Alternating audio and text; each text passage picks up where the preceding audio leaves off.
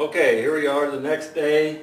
Got the deer checked in yesterday, and we let it. It was cold last night. It's probably in its between 35, 40 degrees last night, so it's actual ideal temperatures to let it hang. So I didn't go ahead and skin it out last night. I let it hang for today. So got it hanging here. I'll go ahead and show you some of the equipment that I use.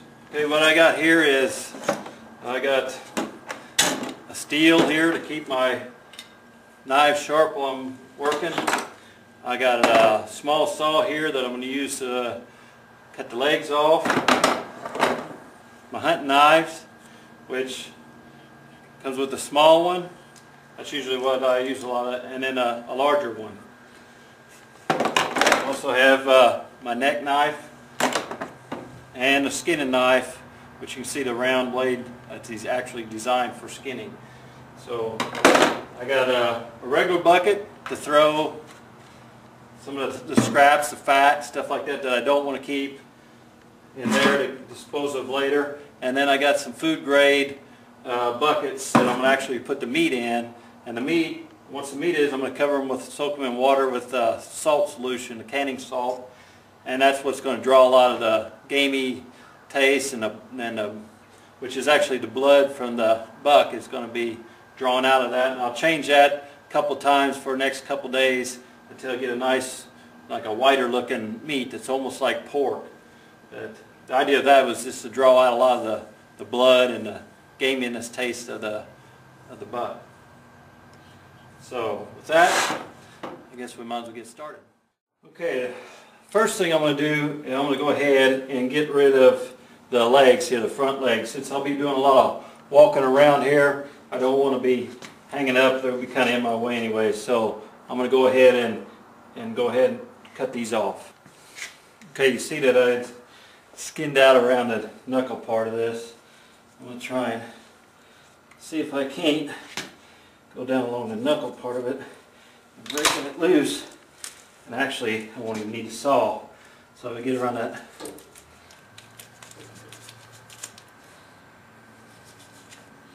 See, there it is. There's that knuckle that kind of rides together. If you can skin out around that, pop that loose, you don't even have to need a saw. So, okay, let's see if I can't do that again with the next leg. Cut all the hide around here already. So I'm just going to get down to cut all the tendons and leaders off around it. Loosen that up a little bit, see what I got going.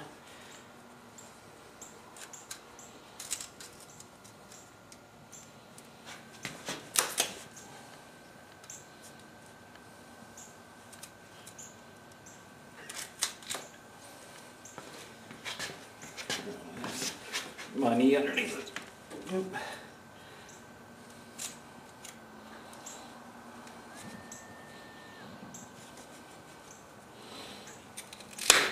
There we go. Popped it right off.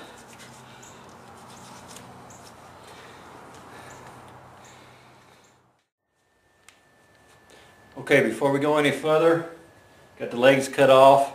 We need to decide if you're going to mount it or not. I'm not going to mount this deer. I'm just going to, what I do is like a European skull mount. So I'm going to go ahead and skin it all the way out.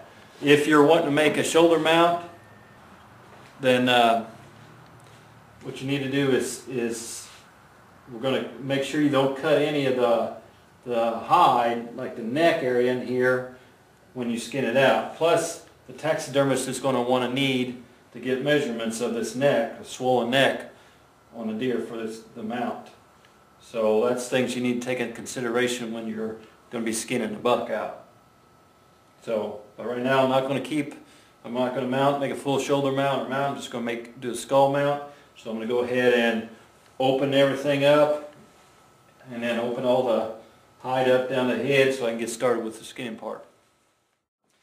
Okay, the next step I did was I cut this all the way down to the neck and open this hide up all the way along the shoulders and all the way across.